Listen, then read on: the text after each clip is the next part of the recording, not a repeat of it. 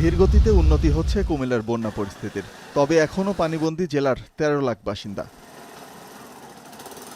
শতভাগ তলিয়ে যাওয়া বুড়িচং, মনোহরগঞ্জ, নাঙ্গলকোট, চৌদ্দগ্রাম ও ব্রাহ্মণপাড়ায় পানি নামতে থাকায় ঘরে ফিরছে দুর্গত মানুষ। প্রাদুর্ভাব বেড়েছে চর্মরোগ, ডায়রিয়া, জ্বর, সর্দি, কাশিসহ নানা রোগবালাইয়ের। পর্যাপ্ত ওষুধ ও চিকিৎসা সামগ্রী না থাকায় ভোগান্তিতে পড়েছেন বানভাসীরা। বন্যার পানি আমাদের অনেক অসুবিধা হয়েছে। আমাদের ওইখানে পাত্রে বাড়ি, এখানে আশ্রয় লইছি, কলেজে নিয়ে আশ্রয় লইছি। তারপরে আমরা বাচ্চা নিয়ে শুধু বাইরেছি রাস্তার মধ্যে, কিন্তু আমরা যা মাল সামান আছে সবকিছু ভিজে গেছে। এদিকে কুমিল্লার গোমতী নদীর পানি কমে চরাঞ্চল ভেসে উঠেছে। দেখা দিচ্ছে তলিয়ে যাওয়া ঘরবাড়ি। ফসলের ক্ষতি স্পষ্ট হয়েছে। বাঁধে অবস্থান নেওয়া বাসিন্দারা অপেক্ষায় ঘরে ফেরার। ফেনী সদর, ছাগলনাইয়া, দাগনভূঞা ও সোনাগাজীর কিছু এলাকা এখনও পানিতে নিমজ্জিত। আশ্রয়কেন্দ্র থেকে ঘরে ফিরতে শুরু করেছেন অনেকেই। তবে সেখানে থাকার পরিবেশ নেই। নষ্ট হয়ে গেছে ঘরের সকল আসবাবপত্র ও কাপড়।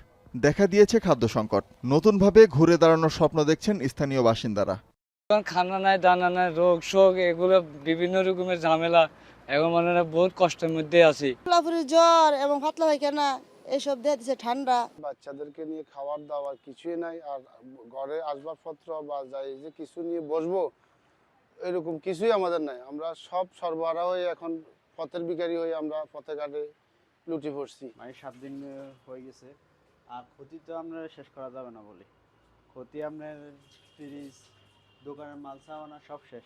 1 মাসের ব্যবধানে ফেনীতে 3 দফায় বন্যা হয়। সবশেষ 3য় দফার বন্যায় ফেনীতে 11 লক্ষাধিক মানুষ পানিবন্দী হয়েছিল। এখন পর্যন্ত ফেনীতে 17 জনের মৃত্যু হয়েছে।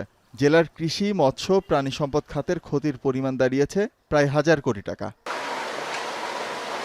নোয়াখালীতে বন্যা পরিস্থিতি অপরিবর্তিত রয়েছে। বৃষ্টি না থাকায় নতুন করে পানি বৃদ্ধি পায়নি। 8 উপজেলার 20 লাখের বেশি মানুষ পানিবন্দী। আশ্রয়কেন্দ্রে আছেন 2.5 লাখের বেশি মানুষ। জেলার অনেক বন্যা দুর্গত এলাকায় খাদ্য সহায়তা পৌঁছেনি বলে অভিযোগ করেছেন স্থানীয়রা।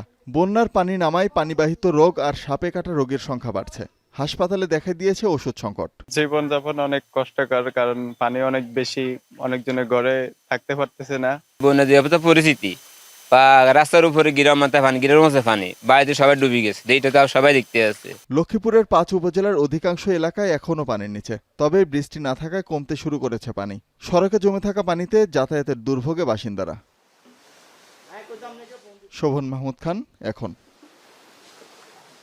250টিরও বেশি ডিজাইন অপশন নিয়ে ওয়ালটন স্মার্ট ফ্রিজ, বোঝে আপনার প্রয়োজন।